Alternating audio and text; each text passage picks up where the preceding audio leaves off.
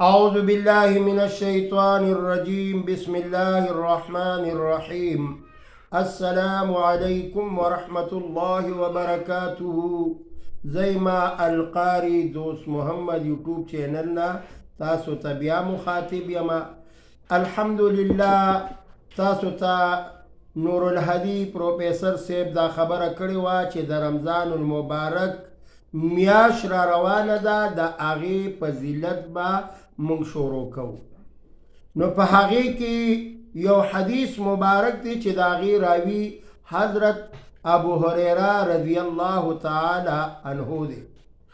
ابو هریره رضی الله تعالی عنه هغه صحابي دی چې 3574 احادیث د ده نه نقل شوي دي، او د ده خپل نوم عبدالرحمن دی، او د پیشو سره به ډیره زیاته مینه کوله. یو ورځ نبی کریم صلی الله علیه وسلم ورته آواز وکړو، یا ابا هریره، ای د پیشو سالمه د هغې سره لوبې کوونکیه. نو دغې تخلص شو، د ده خپل نوم عبدالله. ابو هریره رضی الله تعالی عنه فرمایي چې ما د حضور صلی الله علیه وسلم نه اوریدلی دي چې کله رمضان المبارک میاشت راشي نو رب العالمین فرمایي ای زما بندگانو، پروجه کې ستاسو دا لوږه، ستاسو دا تندای، ستاسو د خولې نه چې کومه بدبوی خیږي، هغه چې بدبوی چې د معدې نه راوچتېږي، رب ذوالجلال فرمایي ما ته دا د مشکای او د عنبر نم زیاته دو چنده خوښه ده. بیا رب العالمین فرمائی چې په رمضان المبارک کې دا 5 خصوصیات ما د جناب محمد رسول الله صلی الله علیه وسلم په امت باندې خاص، چې په نور امتونو باندې دا خصوصیات بالکل نو. نمبر 2 خصوصیت دا ده چې کله د رمضان المبارک میاشت راشي، په کبان دریابونو کې میان لګیا دي د مغفرت سوالونه کوي، اے پروردگار عالم مغفرت نصیب کا. میان لګیا دي په دریابونو کې دعاګانې غواړي. رب العالمین فرمایي 3 خصوصیت دا دی چې دا جنتونه هم ښایسته کېږي، سجاویږي، چې دې له به زما د محبوب امتیان راځي. او 4م خصوصیت دا دی په رمضان المبارک کې هغه سرکشه شیطانان، لوی لوی شیطانان، هغه رب العالمین اتړي او دریابونو ته غذار کی. او 5م خصوصیت دا دی چې رب العالمین په رمضان المبارک په آخره شپه باندې د آقا انعامدار امتیانو ته ګناهونه معاف کي، ټولو ته بخښنه نصیب شي. دا د رمضان المبارک خصوصیات ستاسو د وړاندې مې ذکر کړ چې کومه لوږه په انسان باندې راځي او د معدې نه دا لوږه راوچتېږي، دا خولې نه چې کومه بدبوی خیږي، رب العالمین فرمایي ډېره راته محبوبه ده. زما خوږو دوستانو، آقا انعامدار محمد رسول الله صلی الله علیه وسلم مسجد نبوي ته تشریف اوري وکړله. سګوري چې منبر مخامخ پروت دی، آقا انعامدار په لومبۍ پوړۍ باندې قدم مبارک کېښودو، وی فرمایل آمین. 2مې پوړۍ مبارک باندې قدم کېښودو، بیا یې فرمایل آمین. 3مې پوړۍ مبارکه باندې محبوب علیه السلام قدم مبارک کېښودو، بیا یې فرمایل آمین. کله چې آقا نامدار محمد رسول الله صلی الله علیه وسلم فارغ شو، تمام صحابه کرام تپوس کئی فداک ابی و امی یا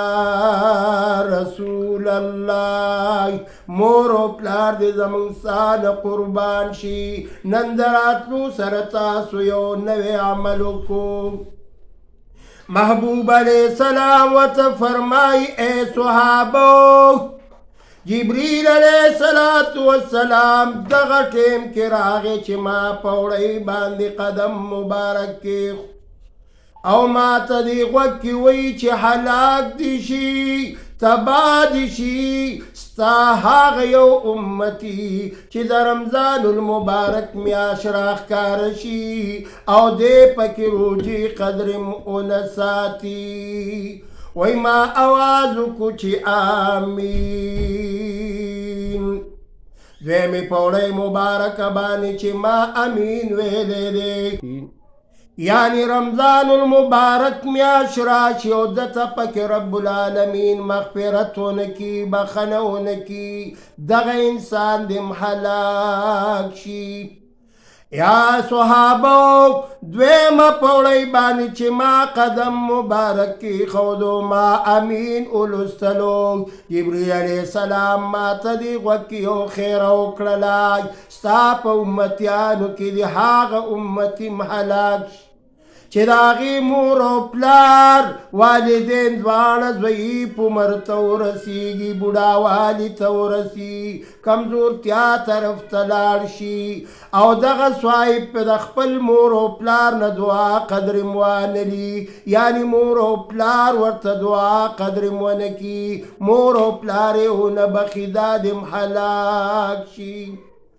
اے زما صحابو دریم کرت چې ما امین اولستوی، نو اے صحابو جبریل علیہ السلام دې غوږ کې راته خیره کوي، ستا هغه امتي دې هلاک شي چې ستاسو نامه مبارکه واغستې شي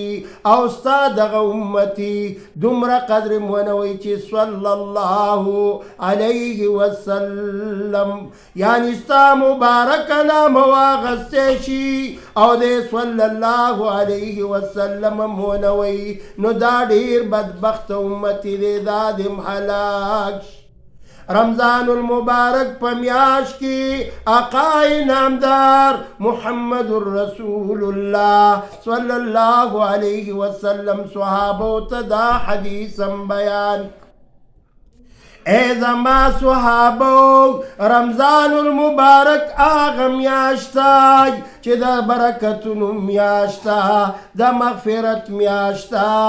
د نجات میاشتای، پدې کې جنتونه ښایسته کیږي، جهنم دروازو ته غټې غټې تالې لګول کیږي، شیطانان پکې تړل کیږي. کم مسلمان چې د دې یوې روجې قدر وکړلو، رب العالمین فرمائی ایب زما بنداج چې څه غواړې زه به دله درکومای، کم سوال چې کې زه به قبلومای، یو فرض بدله په یو فرضو باندې قبلومای، نفلونه بدله په فرضو باندې قبلومای. رب العالمین دومره مهرباني په رمضان المبارک میاشت کې کړې ده، ولې به موږ مرحبا نه وایو، ولې به موږ هرکلی نه وایو؟ دا خو داسې میاشت دی چې تمام جنتونه هم ښایسته دي، د جنتونو دروازې هم کلاوي دي. رب العالمین یو روژهدار ته څومره فضیلت ورکړی دی. آقا نامدار فرمائی اے صحابو تاسو کچری یو کجوره روجه ماته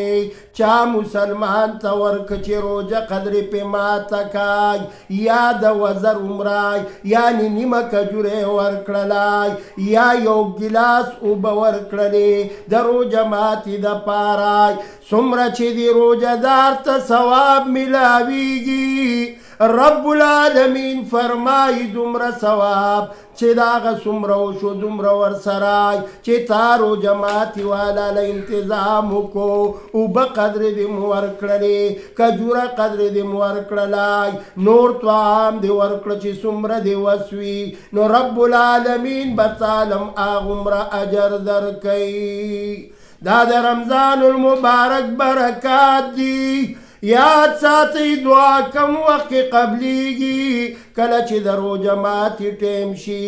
دا تمام مسلمانان د اذان په انتظار کې شي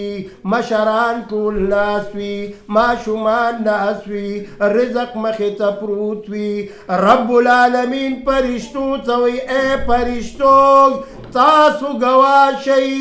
دا زما د یرې نه خوراک څښاک نه کوي څو پورې چې زما بړی نه بیان شوي یعنی الله اکبر اذان نه شوی زما بندگان روژه دار دي ای فرشتو تاسو ول د مغفرت سوالونه وکئ تاسو د هغې په دعا باندې امین ووایئ دومره لوی فضیلت د رمضان المبارک دی رمضان هغه میاشت د برکتونو میاشت چې په دې کې یو شپه ده چې هغې ته لیلة القدر وایي ابه انشاءالله وروستو موږ بیانو او په دې کې 3 عشرې دي د مغفرت د نجات د آخرت او د برکتونو پیله به انشاءالله موږ برکتونه پیله عشره د هغې فضایل به ستاسو د وړاندې بیانو چې یو روژه باندې څومره اجرونه رب ذوالجلال موږ او تاسو ته راکوي